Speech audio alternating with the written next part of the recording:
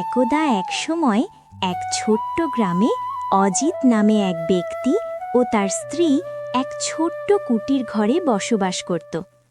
অজিত ছিল খুব গরিব, কিন্তু সে ছিল সৎ, পরিশ্রমী ও বুদ্ধিমান।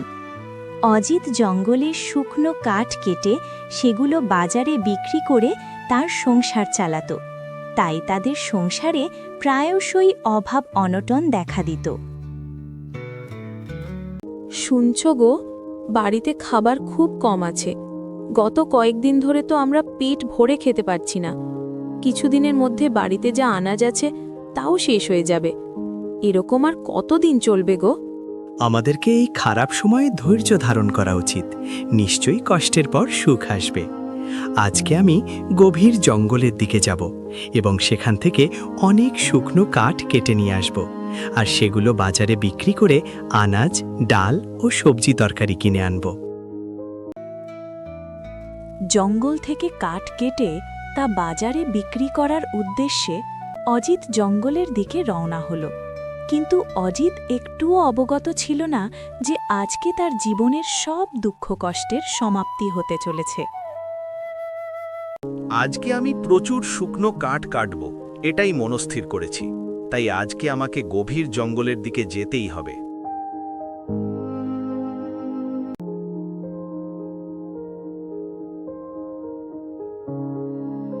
আরে বাহ, ওই সামনে তো একটা গুহা দেখতে পাচ্ছি।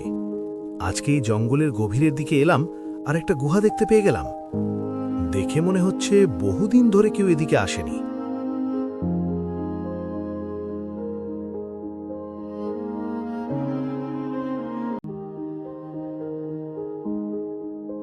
আরে বাপরে, এত বড় কঙ্কালের মাথা আর এই অদ্ভুত ধরনের ফুলের গাছ আমি তো এর আগে কখনো দেখিনি। মনে হচ্ছে এটা কোনো প্রাচীন গুহা। তবে তো এখানে অনেক মূল্যবান জিনিস পড়ে থাকতে পারে। একবার ভেতরে গিয়েই দেখে আসি।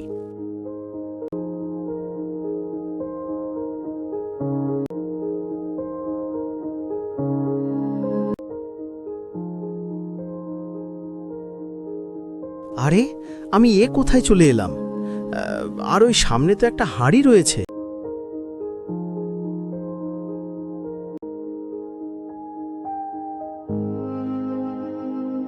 আরে বাহ, এ তো দেখছি একটা কাঁসার তৈরি হাঁড়ি। খুব সুন্দর নকশা করা আছে তো। এবার এটাকেই বাড়ি নিয়ে যাব। বাড়িতে আমার বউ এই হাঁড়িটা দেখলে তো খুব খুশি হয়ে যাবে। অজিত জঙ্গলে কাঠ কাটা বাদ দিয়ে হাঁড়িটি মাথায় করে বাড়ির দিকে যেতে লাগল। কই গো, এদিকে একবার তাকাও, দেখো আমি কি নিয়ে এসেছি। তুমি তো বলেছিলে বাজার থেকে সবজি তরকারি কিনে আনবে, কিন্তু তুমি তো হাঁড়ি কিনে এনেছো গো। না গো, এই হাঁড়িটা আমি কিনে আনিনি। এটা তো আমি জঙ্গলে কুড়িয়ে পেয়েছি। মনে হয় এই হাঁড়িটা অনেক দিন থেকে জঙ্গলে পড়েছিল। আচ্ছা, এক গ্লাস জল এনে হাঁড়িটাতে ঢালো তো। হাঁড়িটা ধুতে হবে। বাহ, হাঁড়িটা তো কাঁসার তৈরি। আমি এক্ষুনি এক গ্লাস জল নিয়ে আসছি।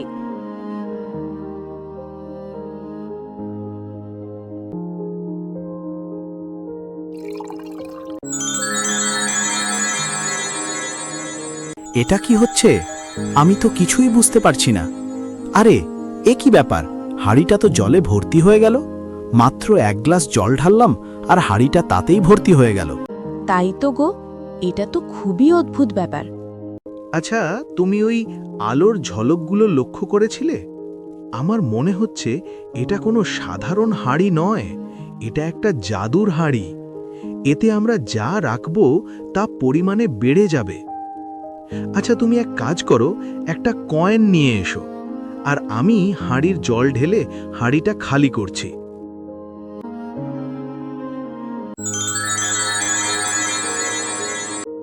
দেখো গো, আলোর ঝলকগুলো তো আবারও দেখা যাচ্ছে। আরে বা, এত পয়সা একসাথে আমি এর আগে কখনো দেখিনি। তার মানে আমি ঠিকই ভেবেছিলাম এটা একটা জাদুর হাঁড়ি। আজকে তো আমরা ধন্য হয়ে গেছি। হ্যাঁ গো, আজ থেকে আমাদের আর না খেয়ে থাকতে হবে না। আমাদের সংসারে আর কোনো অভাব থাকবে না। আমাদের সুখের দিন এসে গেছে।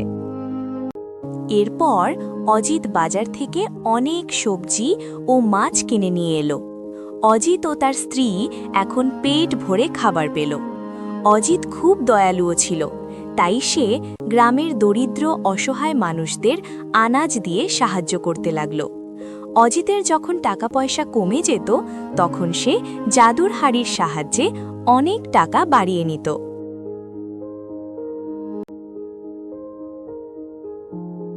তুমি শুনেছ অজিত নাকি এখন গ্রামের দরিদ্র মানুষদের আনাজ দিয়ে সাহায্য করছে? শুনেছি, কিন্তু এটা তো খুবই অদ্ভুত ব্যাপার। যে মানুষটা কিছুদিন আগে পেট ভরে খেতে পাচ্ছিল না, সেই কিনা এখন লোকেদের আনাজ দিচ্ছে। অজিত এখন আর জঙ্গলে কাঠ কাটতেও যায় না। আমি শুনেছি অজিত নাকি একটা জাদুর হাড়ি পেয়েছে।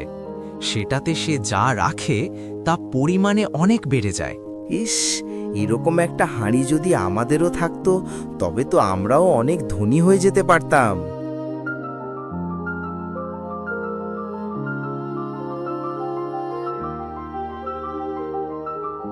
আমি কি ঠিক শুনলাম? জাদুর হাড়ি? তাই তো বলি, হঠাৎ করে অজিত এত ধনী হয়ে গেল কিভাবে?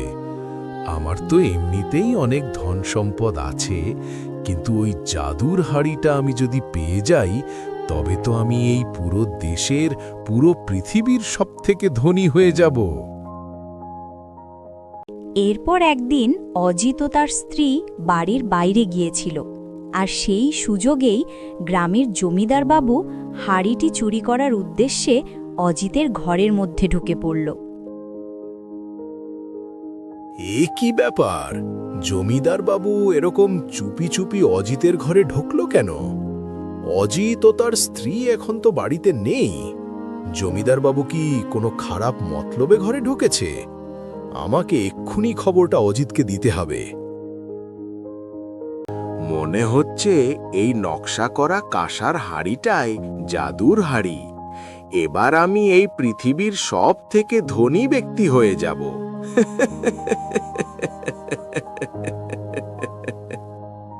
আমাদের তো অনেক টাকা পয়সা হয়ে গেছে গো। আচ্ছা, এই জমিগুলো কিনে নিলে কেমন হবে গো? খুব ভালো হবে গো। এই জমিগুলো কিনে নিলে এতে সবজি লাগানো যেতে পারে, আর সেই সবজিগুলোকে জাদুর হাঁড়িতে বেশি করে গ্রামের গরিব মানুষদের বিলি করা যাবে। অজিত বাবু, অজিত বাবু, একটা জরুরি কথা আছে। কি হয়েছে গো দাদু? এত দৌড়াচ্ছেন কেন? আমি দেখলাম জমিদার বাবু চুপি চুপি আপনার ঘরের মধ্যে ঢুকে পড়েছে। দেখে মনে হচ্ছিল জমিদার বাবু কোনো খারাপ মতলব নিয়েই আপনার ঘরে ঢুকেছে। জমিদার বাবু কি আমার জাদুর হাড়ির কথা জেনে গেছে, আর সেটা চুরি করার জন্যই আমার ঘরে ঢুকেছে? তবে তো সর্বনাশ হয়ে যেতে পারে।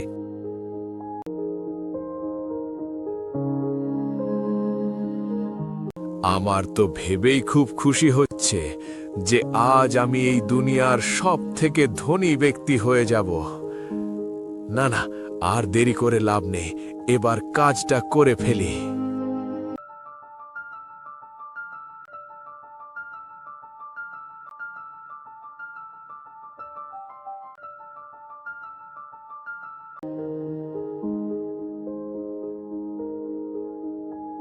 হায় হায়, এ কি হলো?